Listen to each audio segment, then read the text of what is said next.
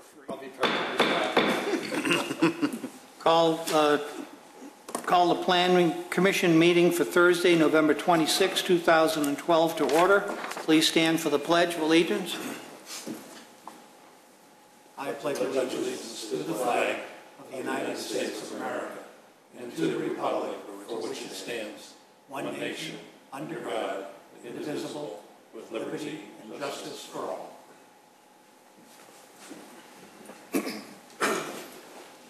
Will the Secretary please call the roll? Yes. Commissioner Burns. Here. Commissioner Dorban gave prior notice that you would not be in attendance. Commissioner Johnson. Here. Commissioner Fottom here. Commissioner Schaaf. Here. Commissioner Stylen. Here. And Chairman Maloney. Yes. Changes to the agenda, Mr. Jennings? We have one change to the agenda, item 6B, which is the consent item at 224 South Milwaukee. It's being moved down to the first item under 7 items for review. Thank you. Consent items, docket number SCBA 1228, Walsh Brothers, 10 Walsh Drive. Appearance approval of a freestanding sign. Mr. Jennings, what's Walsh Brothers do? I used to know.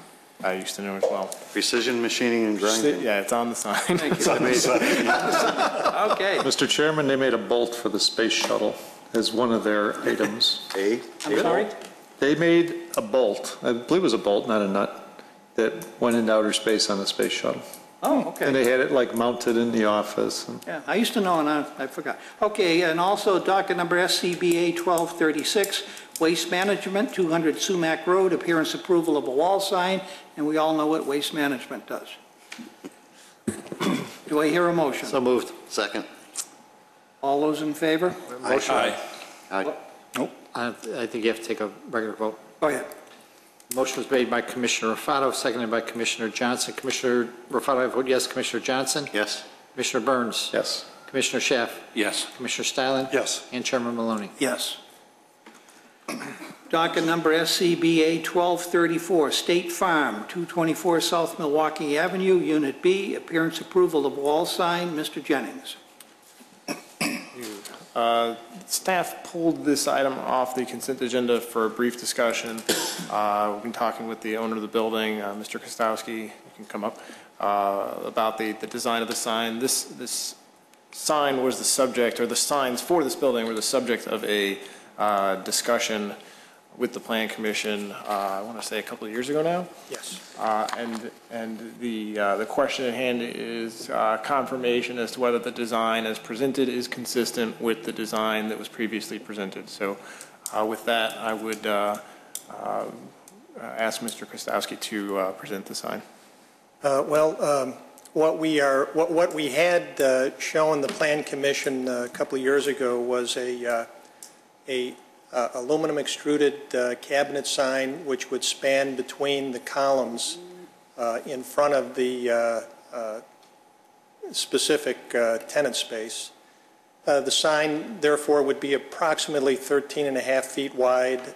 We came down about 18 inches and we talked about it, and I do recall that what we wanted to do is to create a kind of a consistent signage in front of the building so that we wouldn't necessarily have all kinds of different sign packages up there that could detract from the rather elegant front end of the building and the exposure on Milwaukee. So what we had discussed and seemed to be the consensus was that we would have our signage would be white lettering with an opaque background, again consistent from space to space, even though the signage could be different, had different logos, but we wanted to have that kind of consistent look. Can you wait just a moment? In the back room, we have no sound reported on Comcast. Go ahead. So today I actually have a tenant in Suite B, State Farm, who is interested in putting up such signage, and we put together the plans and the rendering and have submitted them so far for preliminary review, and I believe that's what we'd like to discuss today.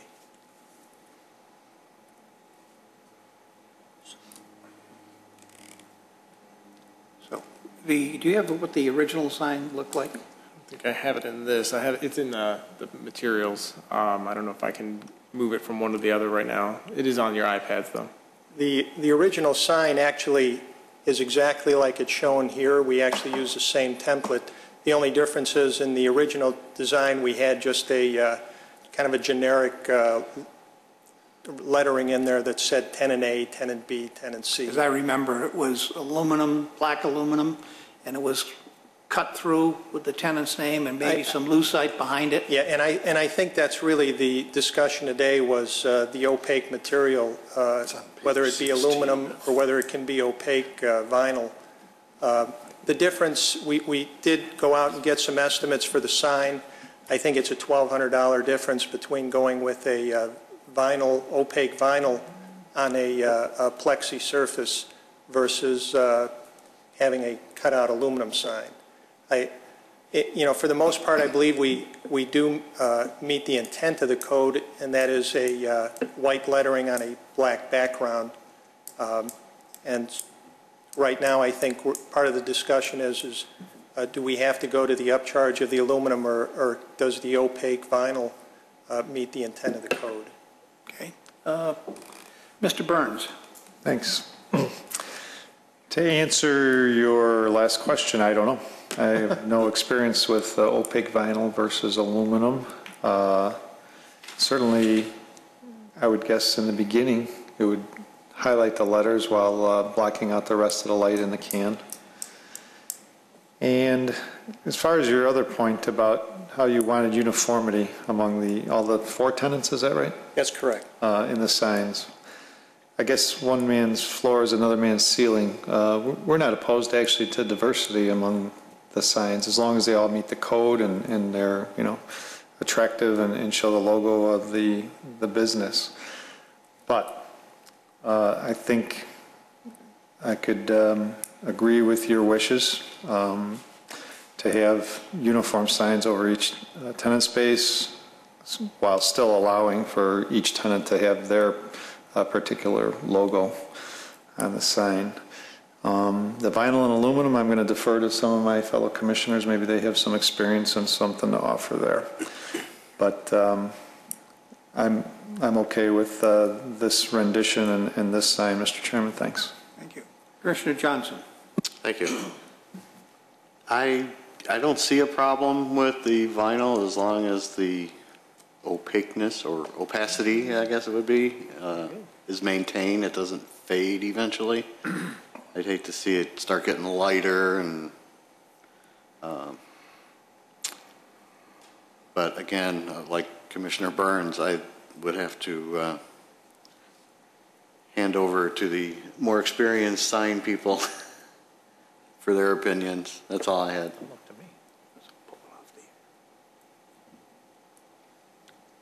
Mr. Rufato. So the one thing that just confused me is that... Jim, excuse me. We take a recess for a second. We have a trouble with the sound. Andrew and I talked to the guy in the back room for a second. Don't move.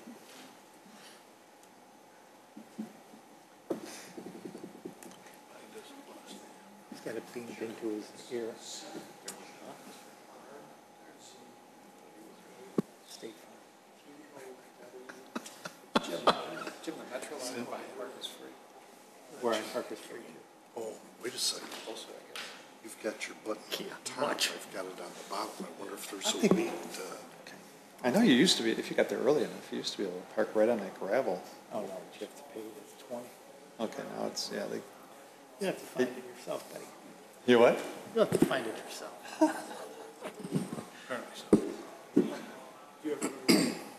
I have been, but not very often. Okay, Well, parking used to be nominal.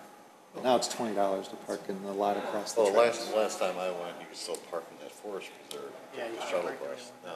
Tickets used to be 10. Yeah. Right, lawn tickets. Yeah, I know. Tickets for like less, the Beethoven tickets, which used to be $7 for them. I know this isn't going to help the people that can't hear, Hold up a sign. but there's a problem with Comcast. On July 1st, they switched to all digital. And if some people have an old digital box, they're not going to get the sound. And we are working on it, but we're going to continue with the meeting. And if you can't get the sound, that's probably the problem. I'm sorry. Mr. Afato, you were speaking when I interrupted. Should I just Start. mouth it? So, just to be clear, and this was the thing that confused me, is that the sign that they're putting up will not be the colors of State Farm in this case. No. It's just going to be black and white. Right? The logo, the lettering and logo are white. So if we agreed to this, then I guess we did agree to this. To be honest with you, I don't remember. But I'm actually quite surprised that State Farm would even allow it. So at some point in time, somebody might come in that has a distinctive logo. Then you're going to lose your, what they used to call them, sign districts? They used to call them sign districts, that everything had to be the same. And you're going to lose that because somebody might come in and say, well, I'm not going to rent your place unless you let me put my specific logo on there. So I know he has it in the window, but I'm okay with it. And as long as it meets our code, then it's fine. Thank you. Commissioner Stylen. Thank you, Mr. Chairman. I guess my concern is that a number of years ago, we specifically stopped allowing can signs in the village. And a can sign was a rectangular sign with a piece of plexiglass that you pasted individual letters on it. This is a piece of a square sign with a piece of plexiglass that you paste on something with the letters cut out. And I'm a little bit concerned that others in the village could interpret going back to, quote, can signs as long as you have cut out letters instead of letters that you paste in. I like the original idea of having an aluminum cutout thing that will guarantee uniformity. I don't think aluminum will fade. Black, there's all kinds of different colors of black, and I would presume that they probably will fade over time, and some may be a little bit, depending upon who the sign company is and the materials that they have available at the time, some may be a little bit more opaque than others. I'm sorry, but I would like to have the aluminum sign. Now, I originally had a concern about having State Farm with 3 little bullets, if you will, and that justifying an increase in the 50% size of the sign. Now, I guess the only modification to that is their brand new logo, and they've gotten rid of the little bullets that had text of, the various lines of insurance they had. So as long as this is recognized by State Farm as their national logo, I'm willing to allow the 50% increase. But I do have a concern that if somebody else came in and just put in 3 little circles or something that, occupied the size maybe of 1 letter, would that constitute a 50% increase in the size of the sign? So anyway, we can talk about that later. I'd much prefer the aluminum just because I think it'll add the consistency and it'll be a higher class looking sign than just a piece of plexiglass with cut out vinyl letters. So thank you, Mr. Chairman. That's my comments. Commissioner Schaaf. Thank you, Mr. Chairman. Is that in fact State Farm's logo now? Yes, it is. Just the 3 bullets? Right. It's supposed to be good, but. Yeah, it's supposed to be red, I guess. I No, don't- it's- actually, I know that the tenant is going to verify all of this with State Farm, but Yeah, I'm surprised, you know, if they have something like a logo and it's not their logo, I'm surprised that they would give it an okay. I think we actually found some graphics on the internet with the black background and white letters. So I'm assuming that was a an approved graphic. But before anything advances any further on the tenant side, he does have to make sure that it's compliant with State Farm. If the company doesn't have any problem, I don't have any problem. I understand Mr. Styland's position, and I would hate to regress after we've, you know, brought this standard up, but I don't see any problem. Thank you. Addressing the two things. One, the black fading. Generally on these type of signs, it fades because of a lack of or not enough ultraviolet or UV stabilizer in them. And black signs, carbon black is probably the best UV stabilizer that there is. So I'm not too worried about it fading. And on the can sign part, we were discussing that can signs over the years have evolved, and that we were going to relook at can signs, eliminating the old ones that we were against, but there are some newer forms of it that need looking at. I'm comfortable with this. Any other comments? I make a motion to approve. Is there a second? Second. Motion made and seconded. Please call the roll. Motion was made by Commissioner Raffato, seconded by Commissioner Johnson. Commissioner Raffato, I vote yes. Commissioner Johnson? Yes. Commissioner Styland? Yes. Commissioner Schaaf? Yes. Commissioner Burns? Yes. And Chairman Maloney? Yes.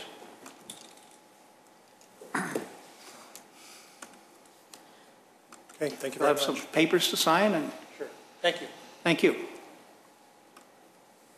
I have made by Raffato, seconded by Johnson, Yes. and 6-0 with one absent. Correct? Yep.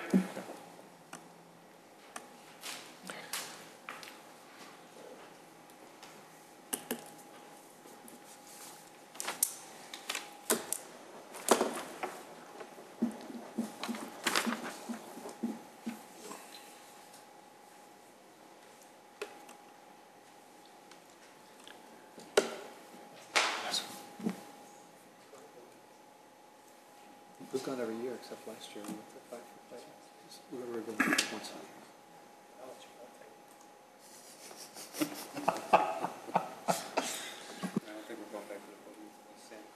Oh, yeah. Oh, we're not.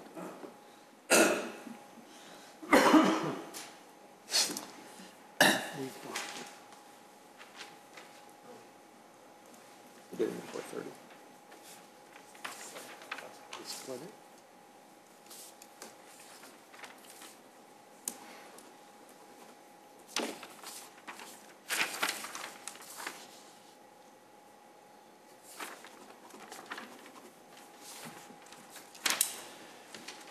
So calling docket number 2012-11, the Athletic Barn, 966 Seton Court, special use site plan approval for an indoor sports and recreational facility. If you remember, was it a couple months ago?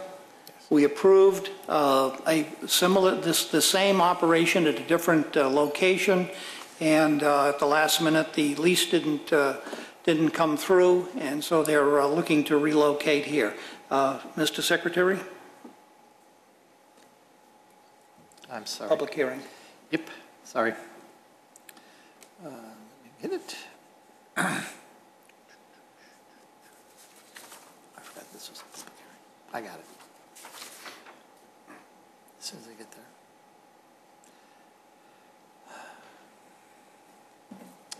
Tom Bernard, owner of the Athletic Barn LLC, tenant, is seeking special use site plan approval as required under Chapter 19-007, Industrial District, Section 19.07.020, I-1, Light Industrial and Office District, Chapter 19-10, use regulations in Chapter 19-12 site plan approval requirements and associated sections to establish an indoor sports and recreation facility in I-1 Light Industrial and Office District at 966 Seton Court, Wheeling, Illinois. Would you like, I will read the statement. Standards for a special use. A zoning special use is defined in Title 19 of the Village of Wheeling zoning is the use of a parcel of land that requires review and consideration before approval due to circumstances or effects on the surrounding properties that may adversely affect them. In order to be considered for a special use, petitioner is required to demonstrate through testimony to the Plan Commission at the public hearings why the request meets the conditions of the village code, including but not limited to how the proposed use will not damage the enjoyment or use of the surrounding properties. Prior to the public hearing, the petitioner provides written statements meant to show that the request for a special use meets the standards established in Title 19. The commission chairperson will typically direct that these statements be entered into the record without a full reading of them at the hearing. Based upon the testimony and supporting materials submitted, the Plan Commission will make findings in support of or against the petitioner's testimony and report those findings to the village board. Thank you. Mr. Jennings? The athletic barn, as Chairman Maloney noted, was previously approved to locate on Glen and Hence. At this time, petitioner has found a comparable unit in an alternate location, if you could come forward, and is proposing a very similar operation. As you may have noticed in the staff report, we took the conditions of approval from the previous docket and just copied them into to this docket for the purposes of discussion. Some of them may not necessarily apply to the subject unit, but just to have a starting point for the discussion, we thought that would be appropriate. This is a public hearing, and anyone testifying here has to be sworn in. Do you swear that everything you're about to tell us is the truth? Yes, sir. And your name and business address? It's Tom Barnard, and the address that I'm going for is 966 Seton Court. Thank you. You have the floor, sir. You know, works in strange ways, as I was here in front of you a couple months ago, but we actually kind of lucked out, and this building's a little better. And probably an easier move in and so forth, and probably accommodates what we do. Really nothing's changed, and I really feel that our business can bring the community a lot of use in a lot of different ways, from young men and young ladies to the Park District and so forth, because of what we offer. And if there's any questions, please ask. You want to describe what's going to take place in this space? Basically, it's a training facility for baseball and softball. Also, we offer a speed acceleration program to improve the athletes' speed. The age groups will range from 9-year-old to adults. When we work with the young children, it's very well supervised. It's all done in small groups. We will never have more than 30, and probably, you know, the closest we'll come to 30 may be just 25. So, you know, we'll work in small groups in the building. The office space in the waiting room is, and the restrooms are very upgraded and will, you know, help our parents have a more comfortable stay as they wait for their children to work out. It'll be the same format as last time. We'll have 3 cages. We'll have our weights and turf in the longevity of the 2 doors. And the space is really convenient what we do. And last time, you know, we had to do some things to the building, like fill the dock and this and that. This building, we don't have to do anything. We just move in and start going. And we're really kind of excited. And we love the location. We love that it's by Wheeling High School. I'm familiar with some of the Wheeling players and the Wheeling softball coach who have already shown interest in using the place in the winter. So we're really excited about it. And we're really excited about the location and the owners of the building, again, you know, well kept, groomed outside and in. So, again, we're excited about it. This is a public hearing. Is there anyone here from the public? I have to look behind you There being no one, I close this portion of the public hearing. And we'll start with Commissioner Stylen. Thank you, Mr. Chairman. I think this is a lot better choice than your previous building. Your previous building, you didn't have hardly any parking in the front that was usable at all. Here, it looks like there might be a lot of usable parking that you might be able to. Especially in the way we run our business. You know, I mean, we don't have 30 kids coming at one time. Right. We do like the safety factors of it, you know. And I think the nice thing is, I mean, your entrance is very close to the driveway where people come right in, and it's right off of Hintz Road. So great location, you know. Perfect. A lot better choice. My only concern is, you know, I think that if you have people come and they're going to park, they should probably park in the back lot. But if there are going to be people dropping off children, whatever, the front parking area is now perfect for drop-offs. So, you know, and I think it'd probably be a lot safer than having children walk across the parking lot to get in. So I just think that maybe that condition that we talked about, making the rear of the drop-off place, maybe we can remove that. And I think so. I mean, I think the front is safer and safer when kids walk in because they're walking into the waiting room. They're not walking into people throwing the ball.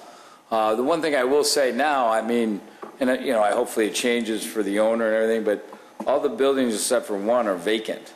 There's one on the very end that's right on Hintz Road, but the two buildings next to us are vacant. So every time we go there, you know, we're the only ones there, except for the two end buildings, condos, I should say. And I would imagine that, you know, maybe in the summer, but younger children getting dropped off would probably be done more in the evening hours than. Correct. You know, or high school, right the afternoon, the evening hours, we'll be the only ones in the building. Yeah, so I just think that'll be perfect. I think it's a good choice. And no, thank you. We're really excited about it. Okay, thank you, Mr. Chairman. Thank you. Commissioner Schaaf. Thank you, Mr. Chairman. I've only got one little small comment, Mr. Barnard, and that's in your business description. If you look down at rates and fees, I think there's a typo in there because you said accept cash, check, or, you know, I think you accept those, right? Yeah. Won't turn it down. and not accept. Okay, I'm sorry. You see where I'm at? I mean, I agree with Commissioner Stylen. You've got a better deal here. Thank you very much. But that's just a typo. Okay. Well, it's not, you know, it's just the problem. It's the wrong accept. It's the wrong accept. Yeah, you actually accept it. Okay. Sorry about that. No, that's the only thing I can find. Thank you. Thank you. Thank you. Commissioner Rufano. Thank you. So will you have access from the back lot? Yes. Okay. If we choose to. I mean, if we need more parking, you know, I think, you know, it's 13 spaces and that's in front, but, right. You know, there's a lot of space in the back too. And Andrew, I guess the question that I have, and it's probably more generic because this is a great site, I don't have any problems with it, is what type of jurisdiction do we have over striping parking lots? In terms of? You know, like this one, they're very hard to see. Okay. And maintaining them, it's just something that triggered it when I saw this spot, and then I know of another parking lot in the village that I walk by all the time that you can't even see any designation for parking, and you know, so that would include the handicap parking. So it's an action that's usually through the engineering division of the community development department. Mm-hmm. So if you have a particular lot, this one, for example, if you have a lot, you can, if we haven't already requested that it be improved, you Yeah. can send us the note and we'll. Okay, great. Hey, just as an aside, it's no I agree, you condition of can't this. see them. You can't see it. There's no stripes. Right. In the front. So this one in particular. But this is great. No Thank problem you. whatsoever. Thank you. Thank you. Commissioner Johnson. Thank you. Yes, much improved site. The only thing I'm wondering about, the interior layout that was in our package is the same one that was from your first, Oh, one. okay, I was just apologize wondering. that. I mean, I could send you guys a diagram. We were kind of in a panic mode, when all this happened, so I apologize that I don't have a diagram. I can explain it if you want to go back to it. Sure. So when you see the longevity from overhead to overhead, we have a long piece of turf that goes from one end to the other.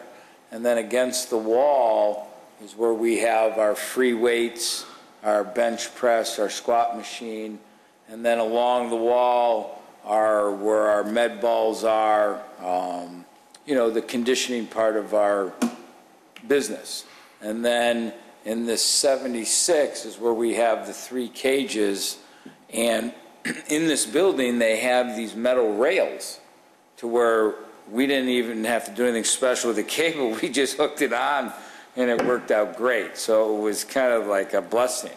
And we'll have 3 cages there that are portable to where we can bang them all the way against the wall and do like infield drills and so forth with the kids. So, and it just the way the building formulated with what we did, I mean, it just fit perfect. and the office area that's shown here is going to stay the same? or Exactly. Well, there's 2 restrooms, which is a woman and men's, which is really neat. They have a shower in there, which is we didn't have in our old place, so that was really kind of neat. And then the 2 in the corner will be the storage, and then the big area is a waiting room where we have our couches and so forth, and people can come in and sit. And then the small square there will be the young man who runs the business's office. And we're thinking about even someone has come in and offered to like make a little square in the wall, and the owner said no problem, to where the parents can look out and see and so forth. And then there's windows on the door to where if they want to look out also. And we want to keep the parents corralled in the room. So, but it just walking in, it was really neat. And you said there's no sunken dock, it's No, just flat floor all the way we through? don't have to do a thing. And they, credit to the owner, I mean, they revamped the whole place, painted the walls, painted the floors. And it was really, the office they didn't do much to, but, we can do that. But Yeah. where we're going to do the base of our work, very clean. It was unbelievable. It was really Great. neat. Sounds like you lucked out. Yeah. That's all I had. Yeah, Commissioner Burns. Thanks. So you don't want the parents going out on the floor and giving the coaches some tips on Well, we how to create the next we have major to league? deal with a lot of parents, so, we try to prevent it. You must have dealt with Mr. Burns once before. Oh, I'm going to have to find another coaching No, facility I for my mean- child. How many occupants are in this building? I mean, if you take the whole building, you said that you're kind of in the middle with. We're in the middle, the 2 next to us are empty, and then there's a building on the end where I think they just use it for storage from across the street, the business across the street. And then the other building, I don't know what it's a business, but they have a couple vans, and I think they revamp maybe cars or something. I didn't really look at, I didn't want to peek or be nosy. So if it was fully occupied, there'd be 5 different businesses, or potentially 5 different Sure, businesses? yes, correct. Okay. I believe so. You- And the one, we looked at all of them. One was 4,600. The one vacant was 5,000. And matter of fact, you know what? There's only 4. And then we're in the middle at 7,600. So Andrew, if I remember correctly from what I read, there's actually more than enough parking for these That's correct. potential occupants. That's right. The way we calculate it out in a case where a building is vacant, we would apply sort of a reasonable worst-case scenario, which is we take the ratio of office and warehouse, and then we add into that a active manufacturing area, which actually ups the parking requirement of the warehouse and accounts for a business that may use it in a more intense way Yeah. than what's currently there. So it worked out using that reasonable worst case calculation. Okay. Well, the only other thing I have, Mr. Chairman, is I really would like to revisit the 7 conditions that we had previously on the Glen Avenue site. I personally would like to make it more flexible and easier for this business to succeed. You have those, Andrew? I do. The first maximum occupancy shall be 30 clients and 3 employees. That right there, I guess I would like to see maximum occupancy should be 33. Why would we, I don't see a reason to limit Mr. Barnard's business to 3 employees. If 4 employees are there at one time, I'm sure, the inspectors aren't going to crash in the front door, but it could happen. And That would be a good thing. Yeah. Actually, 3 coaches for 30 kids would be stretching it, right? Better if you had 6 coaches and 20 kids. So if we're talking occupancy, I know that the kids aren't going to be driving as much as the employees, but there is an overabundance of parking. So my suggestion is that maximum occupancy shall be 33. Okay, number 2, the rear door shall be identified as the entrance from the rear parking area, including a sign notifying motorists to watch for children. That doesn't, we don't need that at all on this one. Well, but except he did say that they do have a rear door. Yeah, Said he wasn't going to use it. He may not. He said he may not. They're going to have to use it because you're probably, how many places do you have in the front? Maybe 8 or 9 Well, places, so people. I would say there's probably, you could make 10, but if new businesses come in, we're not going to get all those in front. So yeah, we would. I feel that we should keep the rear as an entrance and keep that in there. Where's your fire door? Pardon me? Where's your fire door? Your emergency exit? Well, there's a door. probably the front door and the rear door are. Right, and then there's a door like right next to that overhead garage. There's 2 doors there. There's 2 on the back, okay. Okay, and then there's a 2 doors on the far wall on this side. You got four doors altogether going Right. outside. Yeah, there it is, right there, Yeah. by the garage in the front, Yeah. and this is the 2 doors by the garage and back. Okay, now let's get back to the discussion about using the back doors. Are you going to be using them? Yes, I don't think that should be taken out. All right? Yeah, I would suggest that we use the front parking for drop-offs. Drop-off. And then back parking for people, parents that are gonna. Like the parents that stay, or maybe the high schools, I would rather have the high school young man drive back to leave the parking for the young kids in front. So we will use the rear entrance. Okay. And we can park right up to the door. I mean, if we make. Andrew, what's the next one? So the wording on that is that the front parking is used for drop-offs with the rear door identified as the entrance. Just identifying the rear door. I think that's fine. Next one? Okay, sorry, I'm just upgrading that as I go. Next one is About the lighting. 3, the business shall inform clients that all children aged 12 and under must be escorted to and from the rear entrance with no rear drop-offs. Is that covered now in the new wording of the second one?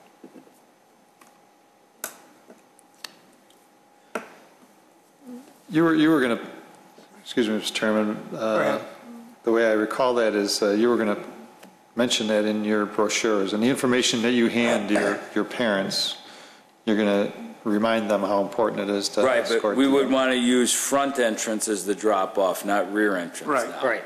But I think we could just, Oh, okay. I think we could leave that in because all it's saying is that there's no rear drop-offs, right? Right. Correct. Yeah, so I'd leave it in. Go ahead. Next. Number 4, the petitioner will work with the property owner to add lighting at the rear door. In this case, there's lighting. There's lights over every door, So we can drop in that the one. big garage too. Number 5, maximum hours of operation shall be limited to 2 p.m. to 10 p.m. on weekdays, with daytime clinics also allowed on non-school days. and weekends year-round from 8 a.m. to 6 p.m. That's still your operating time? Yes. I saw something different, though. Yeah, on your business paperwork, you said that it's subject to change. The business plan was reused. This condition was based on the discussion from the last hearing, which is more recent than the business plan. The business plan has January through May 2 to 10, June, August 8 to 6, and September, December 2 to 10. Nothing about weekends. Yeah, all of that was what came out in the hearing the last time around. Okay, so, It says here, and weekends year-round from 8 a.m. to 6 p.m. right, so the business plan is not correct? That's right. Okay, that's fine. Mr. Chairman, I guess I would like to see the maximum hours, 7 days a week, start at 8 a.m. Just, And end at 10 p.m. Yeah. Just might as well make it simple. Yeah. I'll take that. Thank you. Yeah, why are we, if that's, yeah. It's a gift, just run with it. Yeah, thank you. Thank you. you're going to manage your own hours. Number 6, well, what would have been number 6, that the front and rear doors should be equipped with a notification buzzer. I would think that that probably should still be true, because the doors will be closed, you know, probably in the winter time. I don't know if you'll have them open in the summer. Summer we'll have them open, the winter, Probably have them you know, closed. we probably should have it safety-wise, could- because you- if we're all in the back room and someone comes through the front door. It's possible we there should might know. not be a parent there, too, when Right. someone comes in. Right. Let's leave that. Okay, And then the last condition related to appropriate storage of cleaning supplies. we do have that. I think you've got enough rooms now to put stuff away. I don't even know if we need that condition anymore. I would agree. I'd drop it. So we're at 5 conditions. Fine. Mr. Burns, you going to say something? I'd like to hear the conditions. I think I'm a happy commissioner. And, go I ahead. think I'm satisfied. I guess I'd like to hear what we, and what 5 we ended up with. Want to start from the beginning again? Number 1, maximum occupancy shall be 33 at a given time. Number 2, the front parking area is to be used for drop-offs with the rear door identified as an entrance from the rear parking area. Sorry, I've got a typo in there. Number 3, that the business shall inform clients that children aged 12 and under must be escorted to and from the rear entrance with no rear drop-offs. Number 4, that the maximum hours of operation shall be 8 a.m. to 10 p.m. daily. And number 5, that the front and rear doors should be equipped with a notification buzzer. But you did not, on number 2, you did not mention notifying motorists to watch for children. Did we pull that out? Is there a consensus to keep signage back there? Apparently not. Okay, Right now, it's not an issue, I guess. No, but- right. Probably depending on Any what other, else happens. any other comments? Yes. This is going to go before the village board, correct? Yes. This packet. So on page 33 of our packet, it has this overall plan. I'm not certain if it needs to be updated because this is from the old property. The floor plan? Yes, the floor plan. That's the old floor plan. That should be taken out. Yeah. We, the reason it was in was just to illustrate how it would be divided with the movable. Well, it either should be taken out or updated. Okay. Yeah, one of the two. You're going to confuse people. Okay.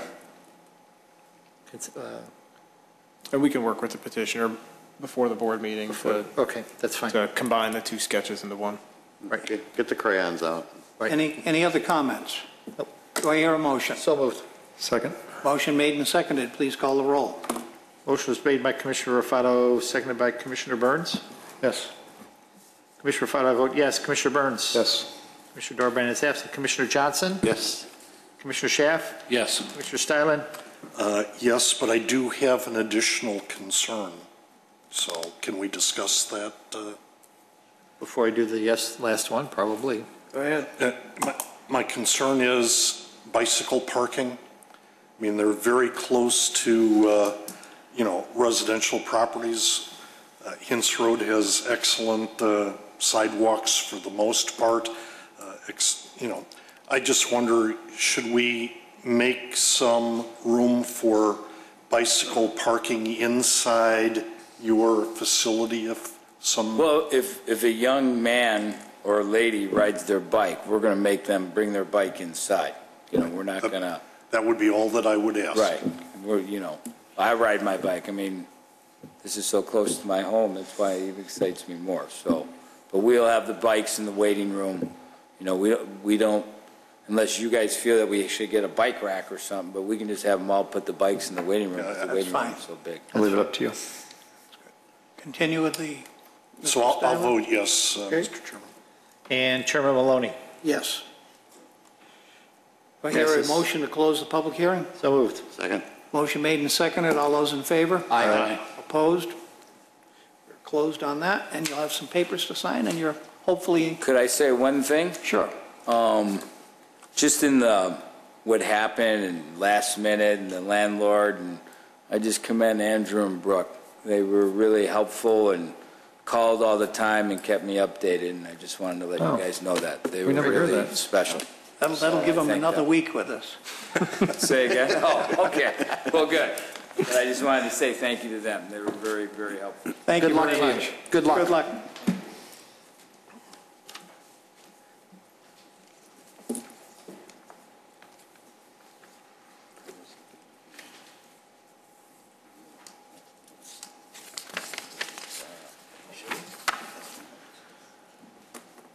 When I first saw this.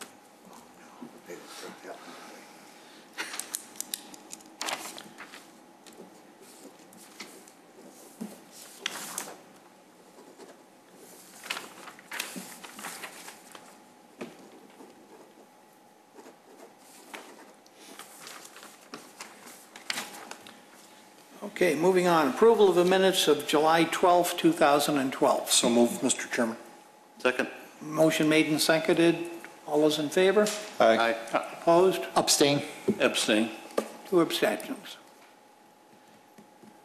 Okay, other business. I'd like to start off, Mr. Jennings, can you in the next 2 months schedule one of our meetings where we review Mr. Stylin's subcommittee, work on his, what they've come up with, The sidewalk sidewalk? and streetscape. Yep. Make that a special meeting?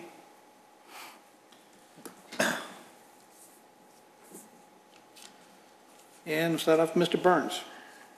I have nothing, Mr. Chairman. Mr. Johnson. Nothing here. Mr. Rafato. Yes, 2 things. Mr. Jennings, the shopping center at Lexington and Dundee, is it Lexington Commons, I believe? Is that what it's called? At Huntington Commons. Huntington. Yeah. I'm sorry. Arlington Club Commons. Yeah, Huntington Club Commons. Their parking lot is atrocious. You can't see no striping whatsoever in there. And then also, I've been driving by it recently, Advanced Auto, and their street sign. Is that code? It seems unusually tall in comparison to, now granted, the other auto parts store is a little bit lower, but it seems high. It is, I have not measured the height. We did have a call come in to just confirm that it was. Oh, really? approved. Okay. We did just generally check. I can go back out and check the base height. I believe everything. It is larger partially because it's got the second tenant space on it. Okay, maybe that's it. It just seems different, so. It does feel big. It does feel big, A so. lot of brick there. Well, I mean, at the same time, I guess if the feeling is that it is large, it could be something to just note for the future, based on where it is with respect to the driving lanes. just Exactly. for future Right. reference, even if it is exactly what was approved. Okay, thank you. Mr. That's all I Stalin. have.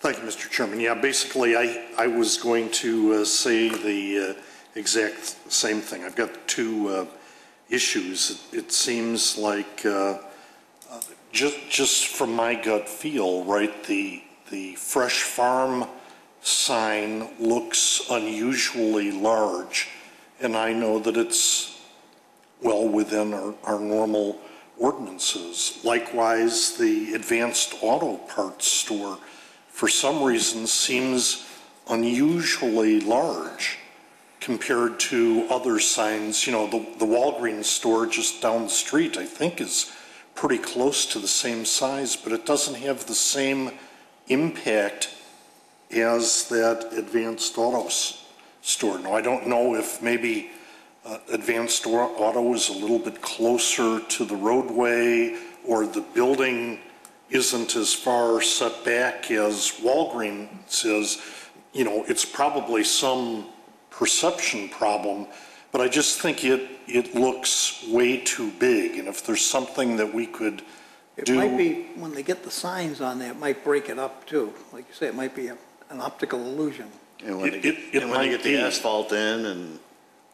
But, you know, I'd like to watch those signs as things go on, because I don't want it to happen again for whatever reason. The next point is, I don't know if you saw Monday night's meeting, but the Plan Commission was criticized a little bit about our handling of DeAugustino's. And I mentioned this to Bill after that meeting, that maybe we should have, after other business, you know, before we adjourn, something that we can say, you know, what do you think we did right tonight? What do you think we did wrong tonight? And maybe what could we have done to make the meeting better or flow better? And I think, you know, based upon what happened at DeAugustino's, maybe we ought to have that kind of conversation every so often to see if there might have been something that we could have done to make it a little bit better. Let me inject a little bit. Sure. Yeah, it was kind of a mess, but the motion was passed to take that condition off there. Those conditions were never on there. Yeah, I agree. They were getting that information out of the transcript of the meeting, but the I think you're right. ordinance did not have any what am I looking for? Conditions. Any conditions at all on it. Right. So they were mistaken in what they were Yeah, saying. I mean, I had to go back and look at the findings of fact were in the village board packet, so I had to go back and look at that. And I'm not sure everything played out exactly correctly. But again, I think we should, every so often, you know, maybe go back and look and just talk about how we could have made that meeting a little bit better. That's my only comment, Mr. Chairman. I appreciate others' comment on it, but that's all I have. Thank you. And Commissioner Schaaf. Thank you. Two things. I have to compliment Phillips 66 on that northwest corner of Elmhurst and Dundee. It's 100% better than what it has been for years. They put some effort in what they did. So I have to go on record as commenting that. My other thing, I've been noticing a lot of signs in the parkways. And I just wonder if we've changed our code to allow signs in the parkways. Used to be that village employees and the police department, they would see a sign in the parkway, they'd go and confiscated it. So I just wonder if if we've changed or people are just, you know, going by and just letting it slide. We haven't changed I it. thought they loosened that up as far as the garage sale signs and things like that. They look trashy. There's a different restriction for garage sale signs. There's a provision that allows them under a limited duration, but parkway signs in general are not allowed, and they do get pulled. Yeah. They did change that a couple of years ago for garage sales, because they used to pick them up and bring them to your house, and they allow them for the 3 days of the garage sale. Is that right? Yep. Okay. Yeah, but there have been a lot of non-garage sale signs Oh, yeah. on parkways lately, so. And most of our village vehicles have a good stash of them in the trunk. If you ever open the trunk, there's a bunch in there. Yeah. That's all I had. Thank you. Any other comments? Do I hear a motion? So moved. Second. Motion made to adjourn, and seconded, all those in favor? Aye. We're adjourned.